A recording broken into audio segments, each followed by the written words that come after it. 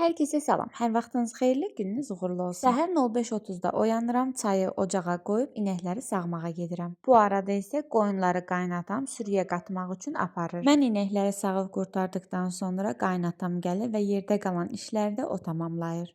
Qaynatam evdə olduğu müddətdə iş bölgümüz bu cür olur. Evdə olmadıqda, qoyun növbəsində olduqda isə qalan işləri də mən görürəm. Daha sonra isə toyuqlara, cücələrə baxıram. Sularını, dənlərini verib çöldəki işimi yekunlaşdırıram.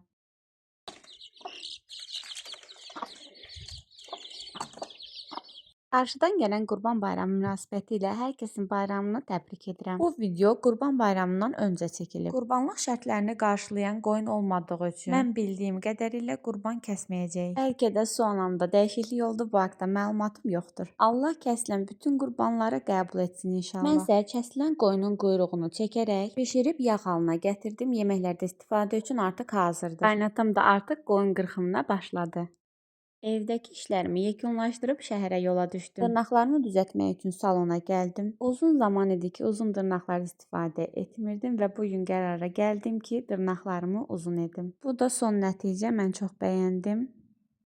Böyük oğlumun ad günü olduğu üçün nənəsi pul göndərmişdi ki, velosiped alsın. Biz də gəldik ki, velosiped seçək. Velosipedini seçdikdən sonra isə parkda gəzdik. Karuselə uşaq vaxtı istifadə etmişəm. Daha sonra orada çox böyük travmam yarandı. Ondan sonra odu budu hələ də heç vaxt minməmişəm. Əsas odur ki, uşaqlar əyləndi və günlərini xoş keçirdilər. Mağazaya gəldim və evə lazım olanları aldım. Biz ərzaqları aylıq alırıq. O cür aldıqda mənə elə gəlir ki, daha uzun müddət istifadə olunur. Evə lazım olan ərzaqları da alıb evə gəldim.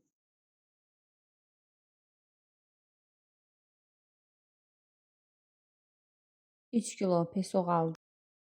Uşaqlara popkorn hazırlamaq üçün bu cür qarğıdalı tumları aldım. Burada 2 kilo düyü, uşaqlar üçün corablar, 2 ədəd ruçka və 1 ədəd kiçik güzgü aldım.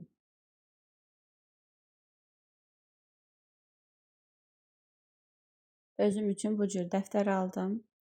1 ədəd qayçı və 1 ədəd də bıçaq.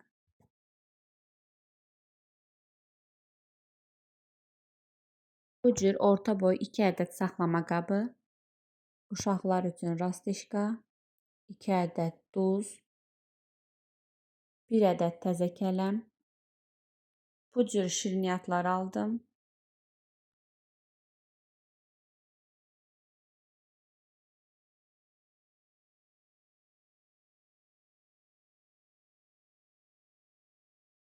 Biraz alça aldım. Son zamanlar çaylarda dəyişiklik olur. Sanki çay yox, toz içirsən. Bugünsə bu çayı aldım istifadə etmək üçün. Görək o necə çıxacaq. Və 1 ədəd yağlı kağız, biraz pomidor.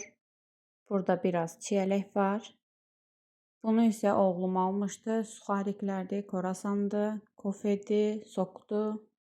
Damla şokolad aldım. Mən kakaonu bu cür alıram. Kilo ilə çəki ilə istədiyim qədər ala bilirəm. Paketdə olanlar isə o qədər də xoşuma gəlmir. Bir paçkada konfet aldım. Ancaq bilmədim yarım kiloluqdur yoxsa 1 kiloluq. Çəkisinə baxmağı unutdum. 3 ədəd isə şirini aldım. Biz şirini bu cür alırıq və doğrayırıq. Hazır doğranmış şirinlər də olur. 2 ədəd droj, biraz xiyar.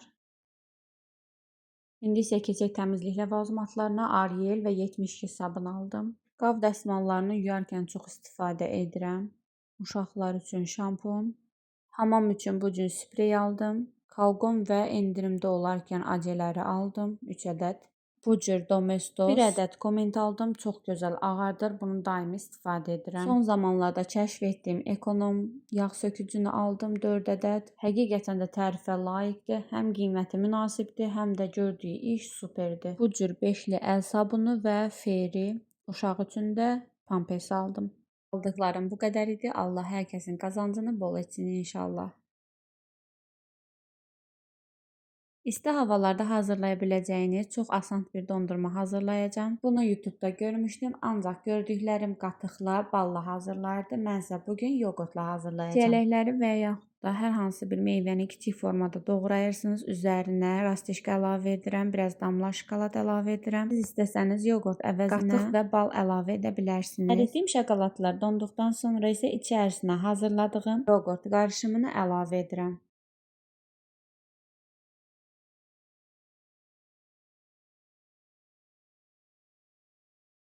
Daha sonra dondururuq və üzərinə əridilmiş şokoladı əlavə edirik. Üzərindəki də şokolad donduqdan sonra artıq hazırdır. Çox gözəl, çox dadlı alındı. İstəsəniz edə bilərsiniz. Uşaqlar da sevərək yedilər. İndi isə keçirəm təndirdə çörək hazırlamağa. Təndirimiz yaxşı isindikdən sonra duzlu su ilə yuyulur. Nisbətən soyuduqdan sonra çörəkləri bişiririk. Bəzi bölgələrdə çörəyin həm arxa üzü, həm ön üzü təndirin içərisində bişir, daha sonra çıxardırlar. Bizdə isə arxa üzü bişdikdən sonra, dabanları qızardıqdan sonra çıxardıb ön üzünü də bişiririk və o cür hazırlayırıq. Çörəyi heyvanlarla da bölüşməyi unutmuram.